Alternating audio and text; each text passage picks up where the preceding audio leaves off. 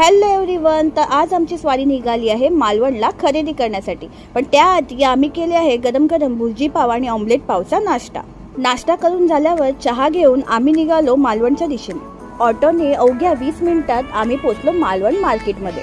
मालवणच्या मार्केटमध्ये थोड्या अंतरावर वाट्यावर आंबे, फुलं, करवंद, घरगुती अगर, नारळ, कोकम, फणस, काजूच्या ओल्या बिया, कोकणातील मेवा तसेच अनेक प्रकारचे पीठ आणि मसाले विकत होते। एवढ्या सगळ्या वस्तू पाहून आम्ही पटापट 2 पिशव्या विकत फणस पिकलाय की नाही हे पाहून त्यातील फणसाचे गरे विकत घेतले आणि थोड्याच अंतरावर घरगुती आंबा पोळी आणि फणस पोळी विकत असलेल्या काकींकडून पोळ्याही घेतल्या। मार्केटमध्ये फिरता दुपारचे 12 वाजले।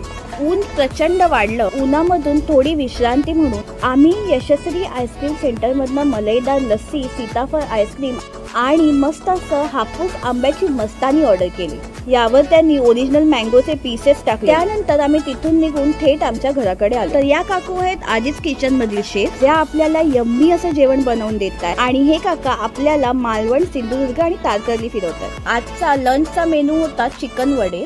चिकन एकदम प्रॉपर कुक होतं अँड ग्रेव्हीला एकदम कोकणी फ्लेवर्स होते। जेवण झाल्यानंतर आराम करून आम्ही गेलो बीचवरती सनसेट पाहून रिटर्न आल्यानंतर आम्ही खाल्ली प्रॉन्स थाळी, मसालेदार पापलेट थाळी, आम्ही एक्स्ट्रा पॉपलेट फ्राय पण ऑर्डर केलेलं आणि माझे फेवरेट सुरमई फ्राय पण ऑर्डर केलेलं। जेवण होईपर्यंत मस्त असा पाऊस सुरू झाला आणि पावसाच्या गारव्यात आमचा दिवस खूप छान स्पेंड झाला।